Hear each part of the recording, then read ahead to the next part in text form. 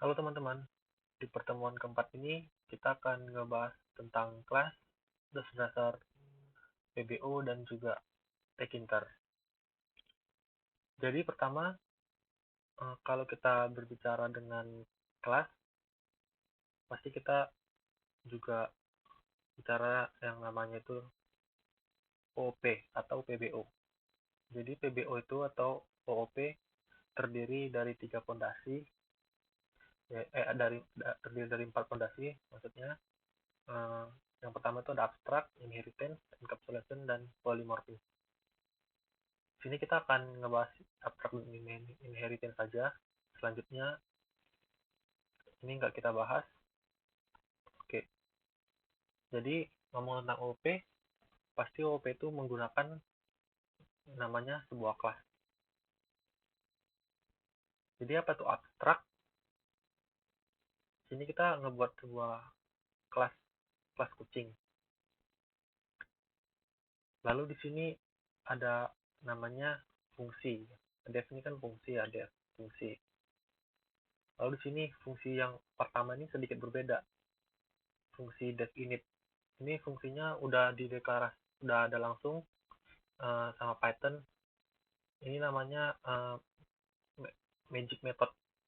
Jadi kita nggak bisa buat fungsi kita di dalam kelas itu dengan nama ini lagi. Soalnya ini namanya sudah ada. Lalu di sini kita punya sebuah variabel, namanya itu variabelku. Kemudian kelas kucing kita asigmankan terhadap variabel, yaitu variabelku ini. Jadi variabelku ini bertipe data objek atau bertipe data abstrak. Jadi variabelku ini tipe datanya itu objek dari si kucing. Karena si kucing ini kelas. Jadi setiap kelas diaksimankan ke sebuah variabel. Variabel tersebut adalah objek atau tipe data abstrak. Nah, itulah yang disebut abstrak dalam PBO. Jadi suatu tipe data abstrak atau suatu tipe data buatan. Ini tipe data buatan kita sendiri gitu. Lalu di dalam OOP yang ini namanya itu adalah atribut.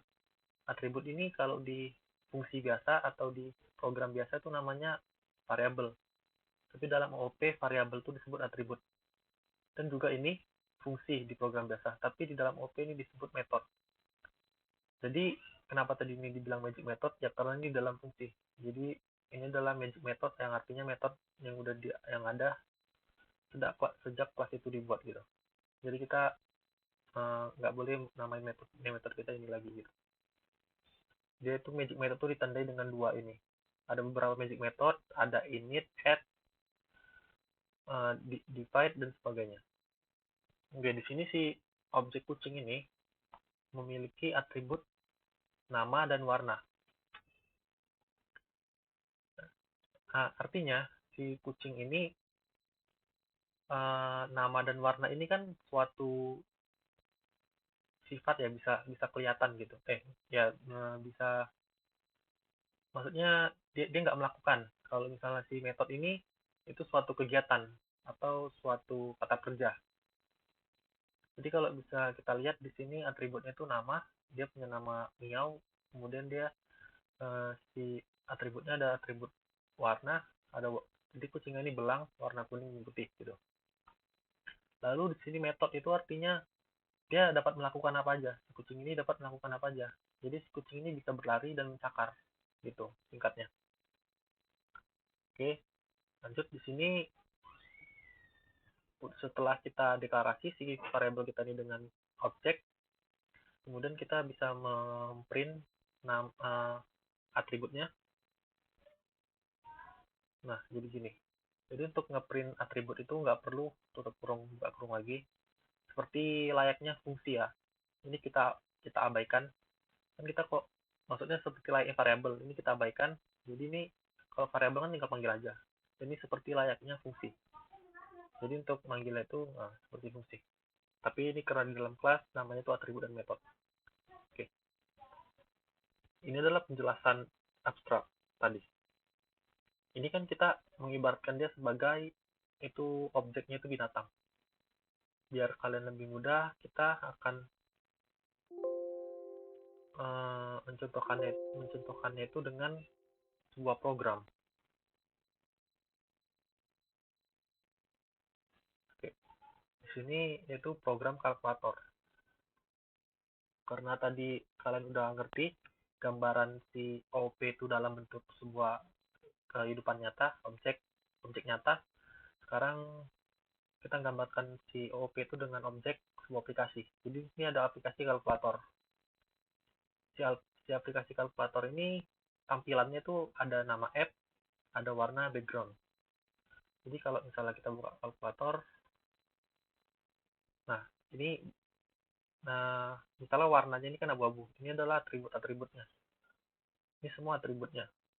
Lalu yang namanya metode itu apa? Yang namanya metode itu ini. Jadi misalnya kita 4 tambah 5. Nah, ini metodenya itu adalah menambahkan kedua bilangan ini gitu. Seperti layaknya kalkulator kita ini, metodenya itu ada jumlah, kurang, kali, bagi. Jadi dia kan tuh ngelakuin atau kata kerja. Dia ngejumlah, dia ngekurang, dia ngekali, dan dia ngebagi gitu. Jadi metode itu kan kata kerja. Jadi seperti yang di atas tadi, bedanya di sini kita mereturn, sedangkan tadi di atas itu kan kita ngeprint. Nah, jadi untuk nge-returnnya itu kita harus ngeprint si metode itu, karena dia di sini bentuknya nggak print. Jadi tetap kita harus setelah memanggil metode itu kita harus print lagi. Dan ini seperti fungsi biasa, kita masukin parameternya.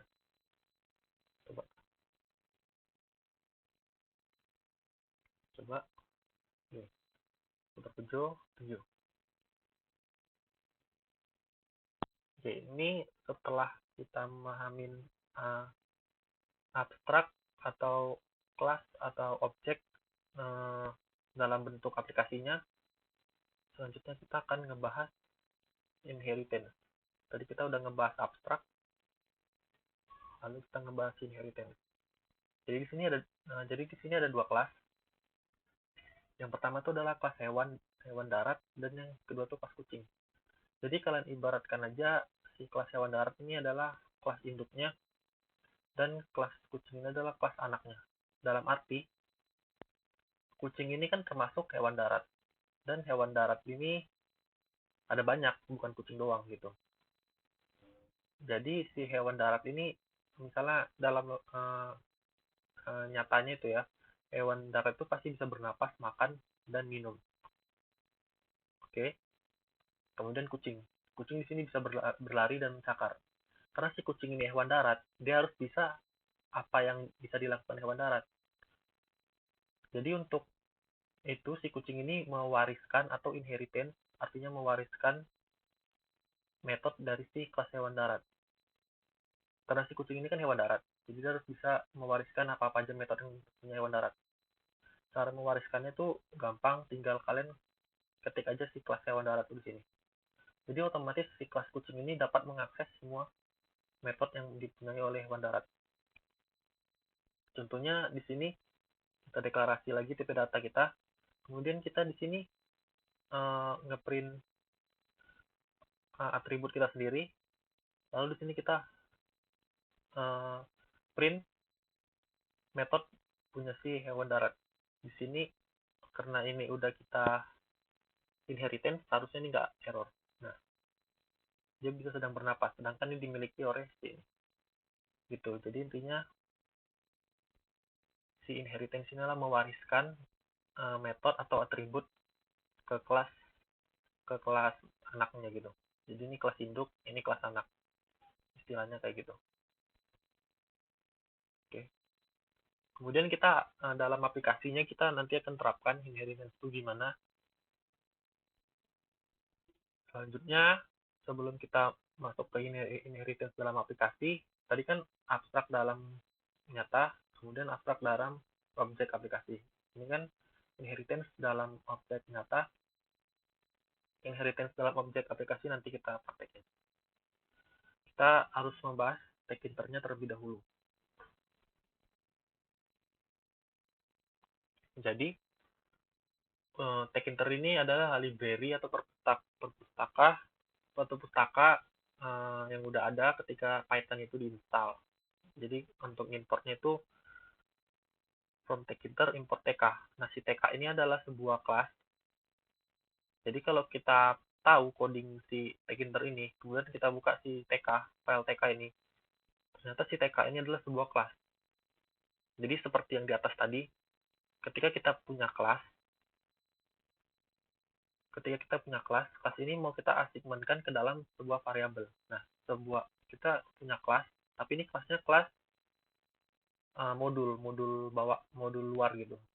Jadi ini udah ada gitu, tapi nggak tahu letaknya di mana. Kita tinggal import aja. Kalau ini kan kita tahu si kucing ini letaknya di mana, di atas kita ini. Kalau si TK ini kita sebenarnya bisa kita cari tahu letaknya di mana, tapi ya ibaratnya kita ini nggak tahu letak si TK ini di mana. Dan si TK ini adalah sebuah kelas. Sebuah kelas ini kita asigmenkan ke sebuah variabel yang bernama jendela. Otomatis si jendela ini adalah sebuah tipe data abstrak atau tipe data buatan. Dan tipe data buatannya ini berasal dari si kelas TK dalam library tkinter. Nah, ketika udah kita deklarasi jendela ini sebagai tipe data abstrak, kemudian si jendela ini karena udah kita deklarasi, dia mempunyai metode seperti tadi tuh. Seperti yang atas ini, ketika udah kita deklarasi, dia langsung mempunyai metodenya. Jadi si jendela ini mempunyai metode main loop. Metode main loop ini adalah metode si tipe data abstrak TK ini yang fungsinya untuk menampilkan jendela kayak gini. Ini defaultnya. Nah, ini kita udah bisa nampilin tampilan GUI. Jadi yang disebut tampilan GUI itu gini. Dan yang ini disebut tampilan CLI atau Command Line Interface. Jadi ini semuanya bersifat command line. Kalau yang ini itu adalah tampilan GUI. Seperti layarnya juga GUI. Gitu. Dan ini kan masih kosongan ya. Karena ketika kita deklarasi langsung kita main loop, artinya langsung kita tampilkan. Nah, untuk itu, untuk ngebuat isinya, kita lanjut ke berikutnya. Nah, di sini, ini seperti yang atas tadi, from tkinter kita import si TK. Ini si TK ini fungsinya untuk nampilin ya. Jadi si TK ini punya yang namanya, ini belum perlu. Sorry. Jadi si TK ini, metode TK ini antara lain ada title, geometry, resizable, sama main loop. Dan masih banyak lagi sih sebenarnya metode-metode dari si TK. Ini contoh beberapa aja. Si title itu fungsinya untuk memberi nama aplikasi kita. Kemudian geometry memberi ketika di program kita di start besar size-nya itu berapa? 400 kali 160 pixel. Misalnya gini. Lalu nih resizable nih artinya width. Width itu kan panjang ke samping ya. Jadi kalau di sini kita buat false berarti dia nggak bisa di resizable, nggak bisa dibesar kecilin. Kalau yang high itu tingginya bisa dibesar kecilin. Oke, langsung aja kita coba. Nah, ini kan contohnya. Tadi title-nya kita buat appku, di sini jadi berubah appku. Lalu geometrinya nih 400 kali 160. Kemudian ini yang sampingnya nih kita coba resizable. Nggak bisa ya. Tapi yang bawahnya kita resizable bisa. Nah, itu yang dimaksud dengan resizable-nya. Oke, ini kita masih kosongan. Belum ada properti lain.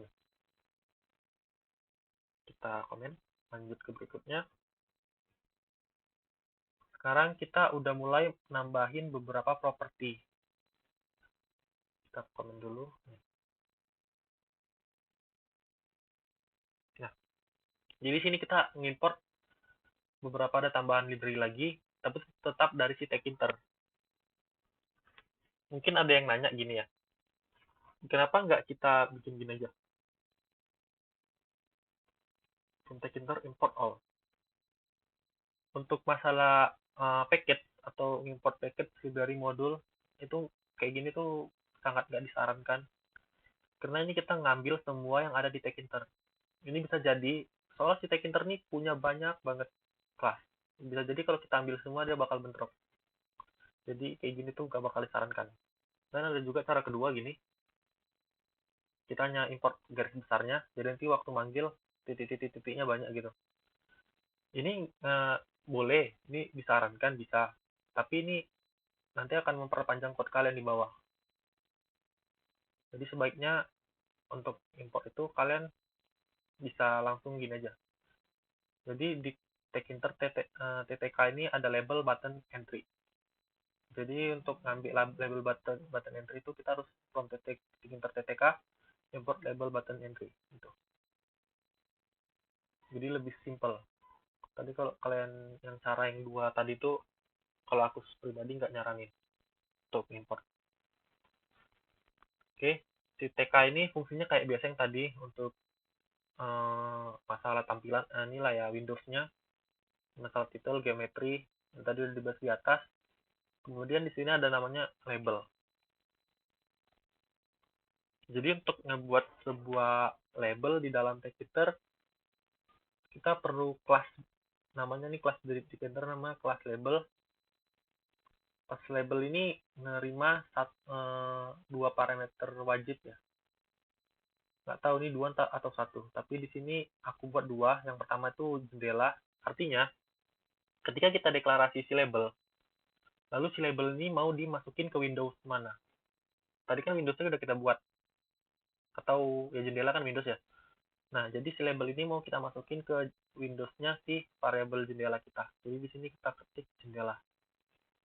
Lalu si label ini kan tulisan ya. Lalu tulisannya ini mau dibuat tulisan apa?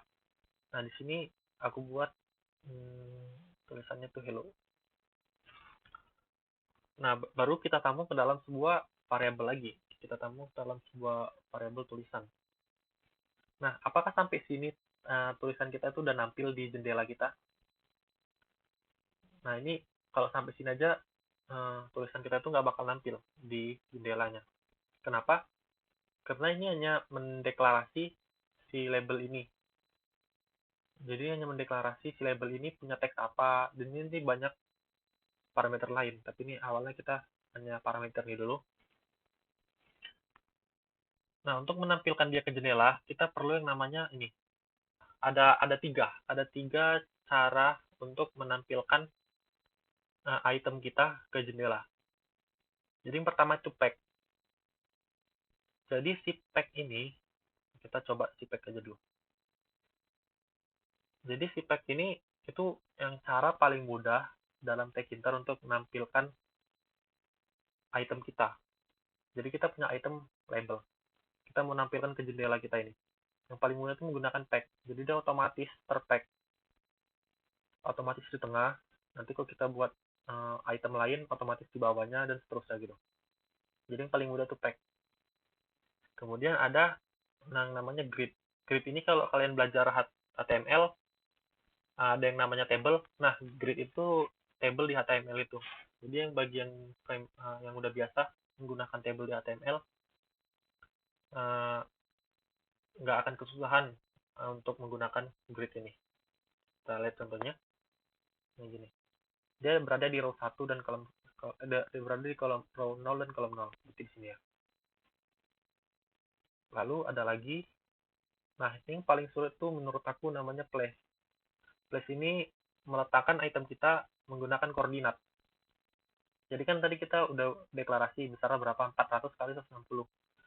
Lalu kita place ngeletakin si teks kita ini berdasarkan koordinat. Jadi di koordinat 200 dan y-nya 100. Dan berada itu di sini. Dalam kasus ini kita akan menggunakan grid. Untuk kedepannya juga kita akan menggunakan grid. Kenapa nggak pack?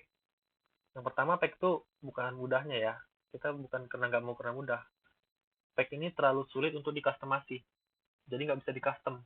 Jadi susah lah, sulit buat di-custom. Jadi lebih disarankan itu grid, mudah di-custom. Kenapa nggak place?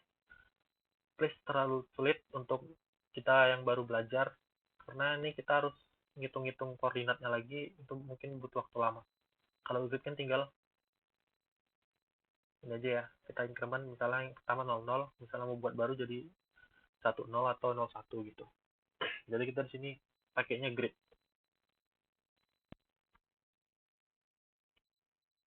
Nah, jadi ini ya.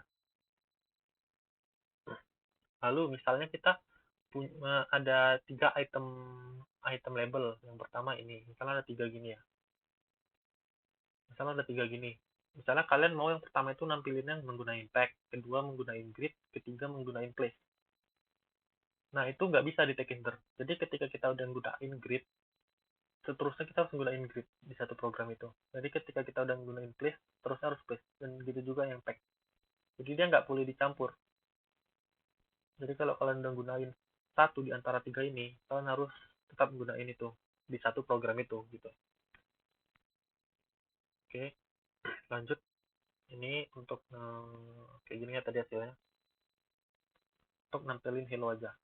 Oh iya nih lupa. Di sini kan ada juga ini kan label. Tadi kan kita ada input button dan entry. Nah, kalau button itu untuk tombol ya. Kan dari bahasa Inggrisnya juga. Ini enter untuk inputan. Ini belum aku buat tulisan-tulisan. Lalu kita praktekin di bawah aja. Oke, ini kita disable.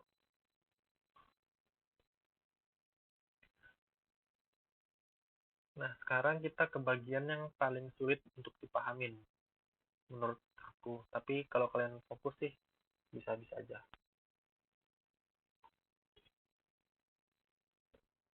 Yang seperti yang awal tadi, yang namanya inheritance.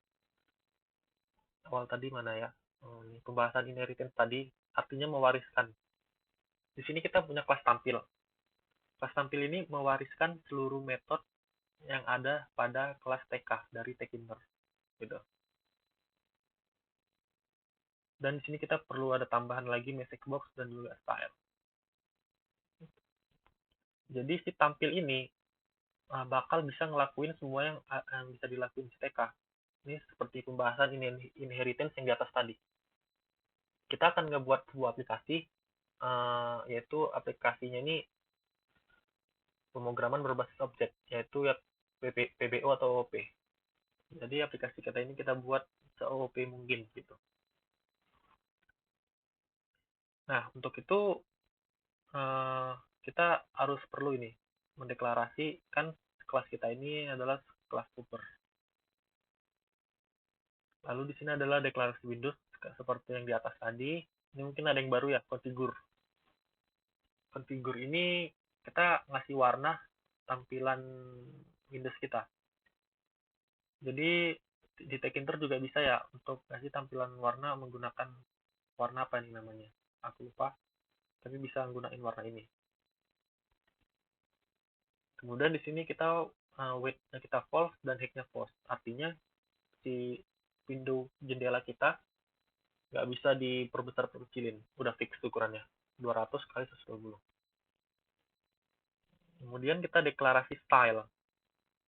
Artinya deklarasi style, ini kita deklarasi, kalau misalnya kalian belajar CSS, itu kan ada namanya fungsi ya. Jadi tinggal panggil-panggil gitu aja. Apa ya namanya? ID atau name. Nah ya, ID atau name gitu ya, kalau di CSS. Ini gini juga. Jadi di sini di stylenya itu untuk deklarasinya style.configure, lalu ini adalah nama ID atau name-nya, dan ini untuk menyatakan si style kita ini untuk table atau untuk button gitu. Jadi yang atas ini adalah untuk label dan ini untuk button. Di sini kita kasih foreground atau program itu font ya, fontnya itu white dan backgroundnya itu warna yang sama kayak background yang ini. Lalu di sini foreground untuk buttonnya tuh red dan backgroundnya itu black. Oke. Ini langsung lanjut. Di sini deklarasi label. Di sini kita ada 3 buah label. Di sini untuk mempermudah, aku mau ngebuat variabelnya itu, kalau misalnya ada label awalnya itu LBL. Kalau misalnya di entry awalnya tuh ENT, kalau button BTN gitu. Ini sebenarnya untuk mempermudah nama variabel aja. Di sini LBL judul. Nah, di sini kan kenapa ini, oh ini belum aku terangi tadi ya, kenapa di sini di setiap ini harus ada self. Nah nih, oh ya ini baru di sini ya, sorry.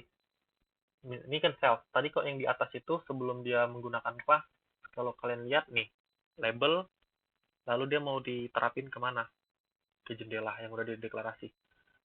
Nah dalam class gitu juga, kita label, kemudian si label ini mau masuk ke jendela mana? Self, atau dirinya itu sendiri, atau si tampil itu. Karena kita udah buat si tampil ini inheritance dari si TK, jadi kita bisa buat di sini self. Kemudian di sini teksnya kita buat selamat datang.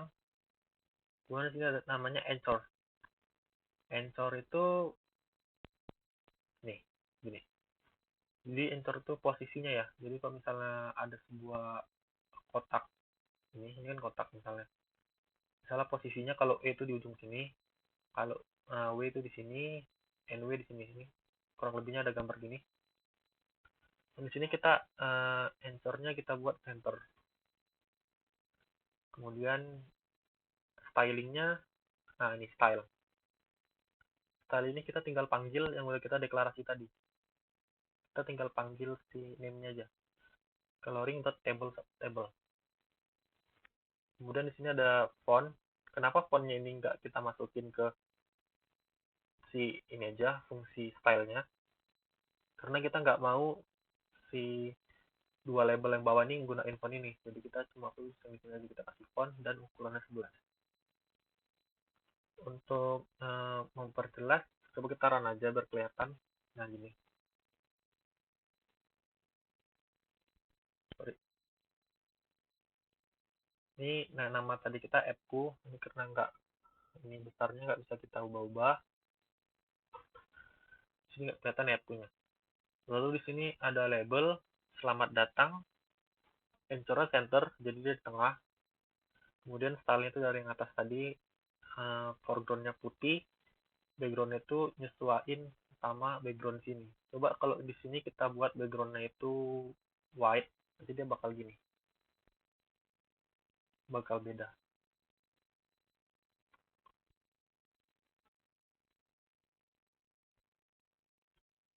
Nah gini ya, bakal nggak kelihatannya white. Kita buat black aja deh. Soalnya sini si fontnya juga white. Nah nanti jadi bakal gini. Jadi untuk itu kita harus nyesuaiin si background dari si label ini sama dengan background dari si window-nya. Jadi kita samain dengan yang ini. Gitu. Kemudian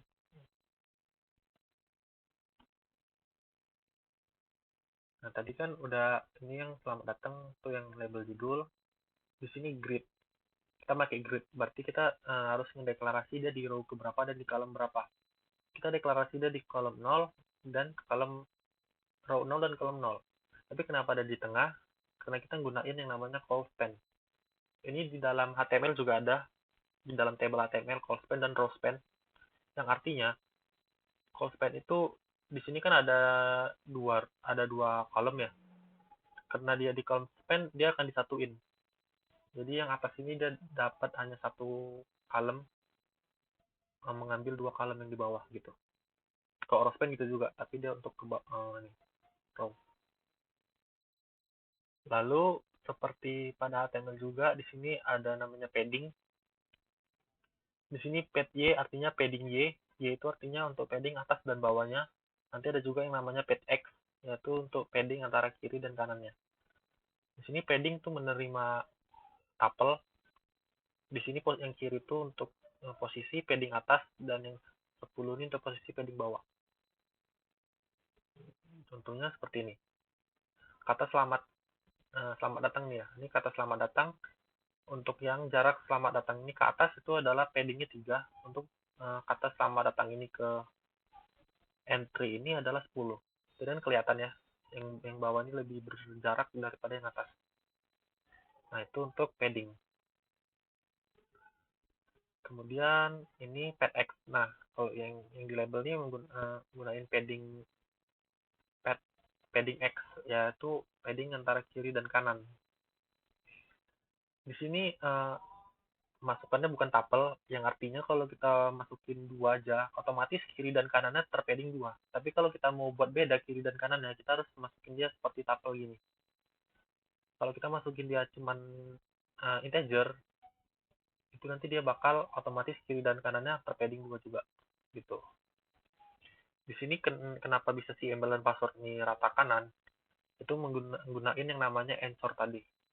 Ensornya itu di E, lalu di sini panjang si label tuh 10, yang ini juga 10. Sama kita coloring dia dengan yang atas. Dan yang paste juga sama, tapi bedanya di paste ini, oh enggak ya, sama ya, oke sama. Yang beda tuh di entry-nya. Nah, di entry-nya ini, dia nerima si self doang, karena untuk inputan kita nggak mau ngubah banyak-banyak ya, cuman dia bisa input, intinya bisa nginput. Dan posisinya ini ada di row 1 dan di column 1. Jadi kalau yang atas ini adalah row 1 dan yang ini row 1 dan column 1, yang ini column 2. Dan yang ini adalah row 2, row 3, row 4, row 5. Jadi di sini row ke bawah, column itu ke kanan. Column 1, column 2. Column 1, column 2. Row 1, row 2, row 3, row 4. Ini row sampai row 4 nih. 1, 2, 3, 4. Dan untuk yang column itu ke kanan. Oke. Jadi ketika di call span yang tadi aku jelasin, dia akan memakan dua column. Jadi letak si ini teks entry ini berada di row 1, ini 0, row 0, ini row 0, row 1, berarti letaknya di sini, di column-nya column 1, di sini column 0, di sini column 1. Berarti letaknya di sini. Kemudian yang entry untuk passwordnya itu berada di row 2, row 0, row 1, row 2, kemudian di column 1. Column 0, column 1 di sini. Jadi dia posisi column itu sama dan posisi row-nya itu berbeda. Lalu di entry pass ini ada tambahan, yaitu show bintang, yang artinya di sini untuk ngebuat si inputan kita ini asterik gini, bintang-bintang. Biasanya password gitu ya, nggak kelihatan. Nah gitu. Ini untuk yang entry. Kemudian ada deklarasi button.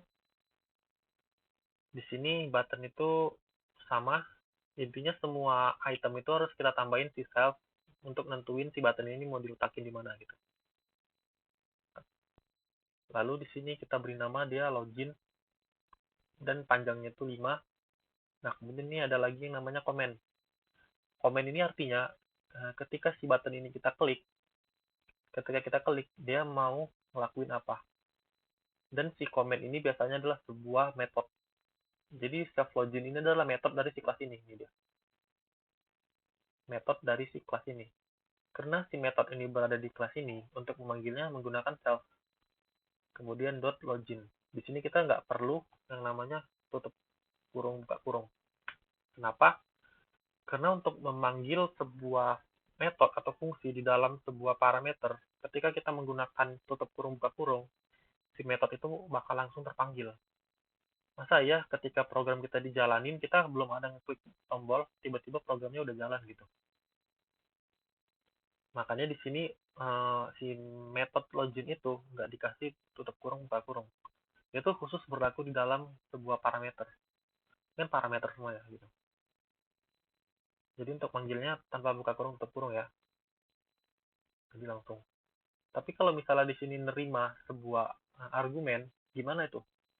Nah, itu pasti kan harusnya harus ada tutup kurung, buka kurung. Lalu kita masukin argumennya. Nah, agar dia tidak langsung tereksekusi, kita menggunakan yang namanya lambda. Jadi lambda itu fungsi. Fungsi untuk di parameter sih sebenarnya. Karena ketika si fungsi itu dipanggil, dia nggak akan langsung nge-execute si self login ini. Harus ada trigger ketika si buttonnya kita pencet. Tapi karena kita di sini nggak membutuhkan sebuah parameter untuk si login, jadi kita manggil gini aja. Kemudian kita style coloring dengan yang button tadi, foregroundnya red dan backgroundnya black. Kemudian kita grid, dia berada di row 3, row 0, row 1, row 2, row 3. Berada di column 0. Di sini harusnya ya. Tapi kenapa di tengah? Karena kita column span dia 2. Artinya 2 column yang di atas itu kita gabungin di sini. Lalu dia akan otomatis ngotak di tengah. Sini kita pad Y, artinya untuk yang atas berjarak 10, yang bawah juga berjarak 10. Lalu berarti kan tadi kita komen ketika si button itu diklik, dia akan nge-execute si komennya. Berarti dia akan pindah langsung ke sini. Ketika kita klik, dia bakal nge-eksekusi si metode login kita ini. Ini. Di sini kan kalau misalnya password kita salah itu dia bakal nge-print. Berarti itu jatuhnya ke sini. Ini. Salah kita buat ASD. Nah, dia jatuhnya ke sini. Ini kan logika login sederhana. Di sini kita loginnya itu masih menggunakan hardcode. Yang artinya hardcode itu langsung kita buat si user dan passwordnya itu di dalam kode. Itu namanya hardcode. Jadi kalau kalian dengar ada orang bilang hardcode tuh kayak gini. Ini namanya hardcode. Dia langsung di sini gitu. Yang seharusnya login itu kan menggunakan database. Jadi untuk login itu kita harus ngambil datanya itu dari database. Kemudian kita cocokin dari apa yang diinput. Itu login yang sebenarnya. Tapi di sini untuk praktek untuk pertemuan keempat ini kita gunain hardcode dulu. Nanti untuk pertemuan berikutnya ini bakal kita ganti dengan database. Jadi misalnya dia salah, dia bakal ngeprint di CLI-nya. Ini CLI, yang ini GUI, Graphic User Interface. Tapi ketika benar, misalnya kita klik admin, kemudian admin. Dia akan munculin message box yang tadi di awal kita import, bakal muncul message box ketika benar. Selamat berhasil login, itu kata-kata yang di parameter sebelah kanan. Untuk parameter sebelah kiri itu untuk kata-kata di atas ini, berhasil. Lalu kita klik OK, dia bakal ngedestroy, self.destroy, bakal berhentiin programnya, atau ngedestroy lagi sekarang. Oke. Lalu mungkin banyak yang kalian nanya, gimana cara kalian itu nginget kalau misalnya si mystery box ini berada di dalam tag-inter ini, lalu label button entry style itu berada di tag-inter.ttk, dan lain-lain. Seperti yang aku bilang, kalau programming itu bukan tentang hal untuk mengingat, programming itu intinya untuk paham dan logika.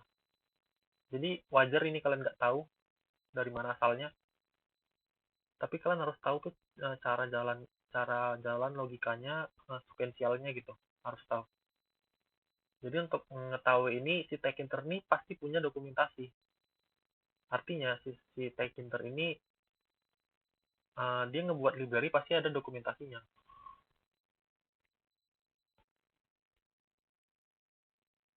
Gini. Nah, karena si tag-inter ini langsung dari si ini ya Python ya. Jadi dokumentasinya tuh ada di Python-nya langsung. Tapi beberapa website seperti Geek, dia juga bakal ngasih dokumentasi tentang si tag-inter itu. Karena biasanya orang kalau nyari dokumentasi itu nggak bakal di website resmi, pasti di forum-forum seperti Geek, Wetry School kayak gini. Karena kalau dari forum resmi itu ribet jujur, emang itu sulit untuk dibaca. Tapi kalau yang dokumentasi di forum-forum gini itu mudah dipahamin. Contohnya si label ya. Ini tadi kan label. Mana tadi label? Ini label. Kita kan nggak tahu aja si label ini bisa ngapain aja sih di parameternya. Jadi si label tuh di sini ada parameternya tuh ada Anchor, BG, Egg, With, BD ini. Jadi kalian bisa lihat dokumentasinya tuh di forum resmi atau di forum-forum kayak gini. Dan di sini entry itu ada ini. gitu. Terus lalu untuk tugas minggu ini kalian harus bisa ngebuat aplikasi kayak gini. Jadi minimal itu aplikasi yang kalian kumpulin tuh persis kayak yang aku buat di sini. Jadi persis kayak gini. Ini minimal. Tapi kalau kalian mau ngumpulin itu dalam bentuk eksplorasi kalian nggak masalah. Itu malah nilai tambahan. Jadi minimal kalau kalian nggak mudeng, belum mudeng, kalian buat yang gini aja dulu. Kan tinggal ngikutin apa yang ada di sini ya. Kayak gitu. Jadi minimal tuh kayak gini aja. Oke. Jadi untuk awal-awal itu memang terkadang kita hanya perlu untuk mengikutin. Memang aku dulu kayak gitu di awal itu agak kesulitan untuk memahamin ini, tapi ketika kita udah buat, nanti bakal muncul lagi di kedepannya, oh ini yang udah pernah aku buat dulu gitu. Oke, mungkin itu aja untuk pertemuan kita yang kali ini. Terima kasih semuanya.